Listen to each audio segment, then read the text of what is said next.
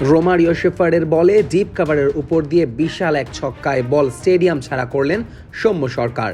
Caribbean মাটিতে bat হাতে যখন ব্যর্থ টাইগার টপ অর্ডার, তখন স্রোতের বিপরীতে ছিলেন বাঁহাতি এই ব্যাটার।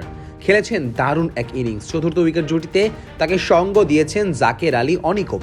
দুজনের 50 ঊর্ধ্ব জুটিতে প্রাথমিক ধাক্কাটা সামাল দেয় টাইগাররা।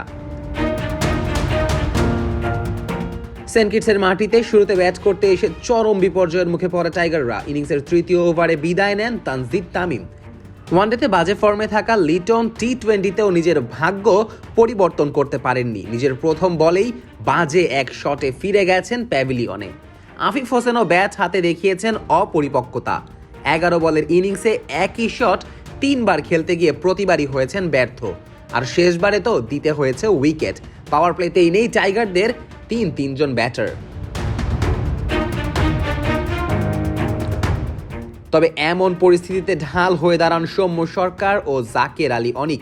দুজনে মিলে টেনে তোলেন বিপদের হাত থেকে। সৌম্য যেন নিজের টি-20-র দারুণ ফর্মটা ধরে রাখেন। গ্লোবাল সুপার লিগ টি-20তে যেখানে শেষ করেছিলেন ঠিক সেখান থেকেই যেন শুরু করলেন। সবচেয়ে নজরে এসেছে শেফার্ডকে মারা তার বিশাল ছক্কাটি। কিছুটা শর্ট লেন্থের বলে ডিপ কাভারের উপর দিয়ে মারা চারটেখানি কথা নয়। শুধু তাই না, সৌম্য সেই বলকে করেছে স্টেডিয়াম ছাড়া।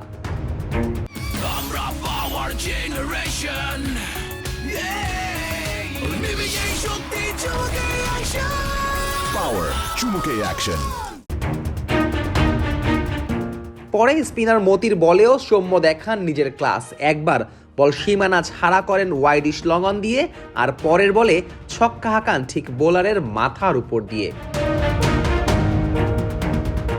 কম যান না জাকের আলী অনিকও। শুরুতে উইকেটের চাপ সামলাতে কিছুটা মন্থর গতিতে ব্যাট করা জাকের ছক্কা হাঁকানোর কাজটা ঠিকই স্মরণে রেখেছেন। সেই রোমারিও শেফার্ডের বলেই জাকেরও বল পাঠিয়েছেন স্টেডিয়ামের বাইরে। ডিপ ব্যাকওয়ার্ড স্কয়ার লেগ অঞ্চল দিয়ে তার হাঁকানো ছক্কায় মন্ত্রমুগ্ধ ছিল সকলেই। এই দুজনের 42 বলে 57 রানে ভর করে ইনিংসে মোমেন্টাম পায় বাংলাদেশ। আর শেষ দিকে সেটা কাজে লাগিয়ে সম্মানজনক এক সংগ্রহ এনে দেয় শামীম হোসেন পাটোয়ারি ও মেহেদী হাসান। প্রায় 1 বছর পর জাতীয় দলে খেলতে এসে শামীম দেখিয়েছেন ফিনিশিং রোলে নিজের জাদু। করেছেন 13 বলে 27 রান, যার মধ্যে ছিল একটি 4 ও 3টি বিশাল ছক্কার মার।